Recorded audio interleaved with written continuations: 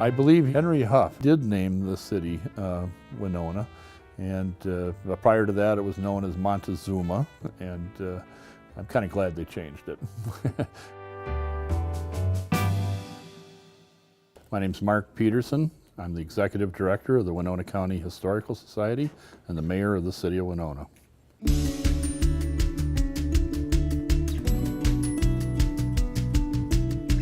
The word Winona is a Dakota word that means firstborn daughter.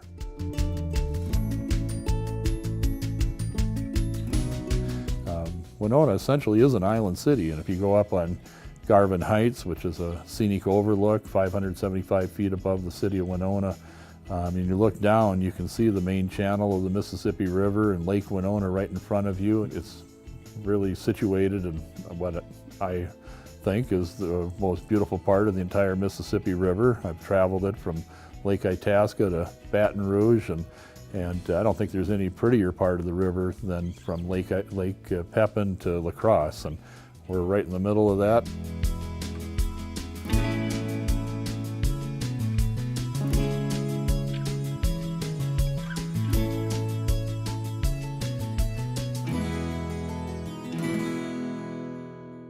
Well, Winona was the site of indigenous people for many hundreds of years. During the 1840s, there was a steamboat captain by the name of Orrin Smith, and he had a steamboat called the Nominee, and he ran between Galena, Illinois and St. Paul. And as he passed here, he was always kind of keeping his eye open. He thought this would be a good place for a city. And in 1851, when the Treaty of Mendota was signed, that opened up this side of the river for settlement, and he dropped off his ship's carpenter and a couple other guys in October 1851, and they staked out the first land claims.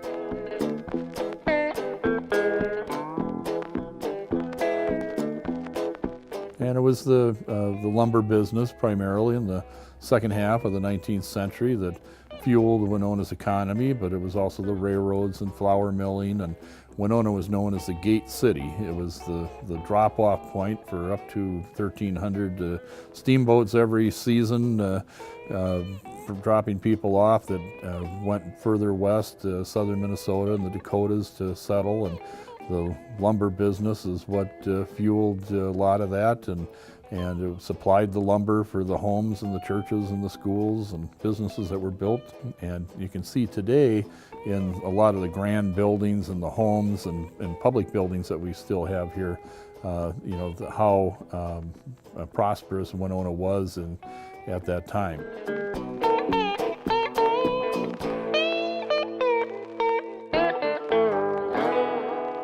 One of the things I think that does help define Winona and its people is the entrepreneurial spirit that we have here.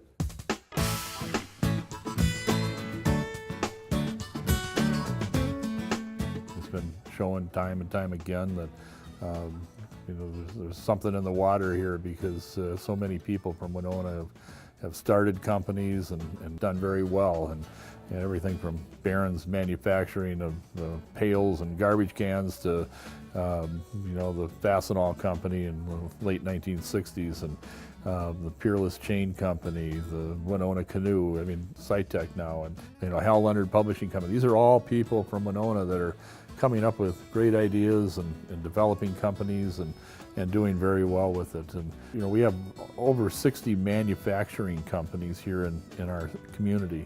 And it's one of the reasons why I think Winona is almost recession-proof, that we don't have one company that dominates our entire local manufacturing. So we've weathered the storms very well here, and our unemployment figure is usually lower than the state, and the state of Minnesota is usually lower than the country. So Winona today really has essentially full employment.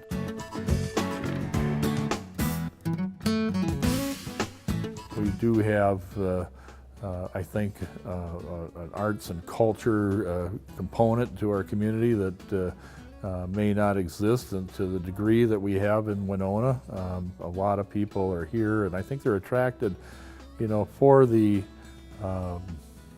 for the arts and the culture, but because of the beautiful environment around us here, the bluffs and the river, just to, you know, make this really one of the most beautiful places in North America. And who wouldn't want to live here and do their art? I'll challenge anybody to find a community of 27,000, 28,000 people that has the quality of life that we have here in Winona.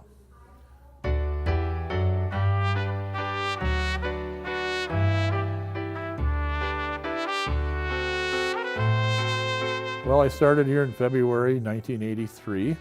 I've been here about 33 and a half years, so a long time. Well, I love my job.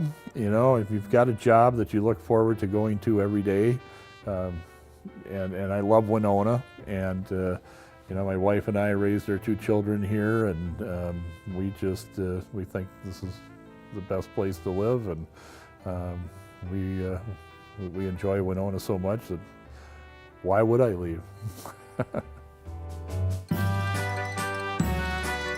I think that Winona will continue to embrace its arts and culture and its manufacturing and its downtown and its riverfront, and I think Winona's placed a high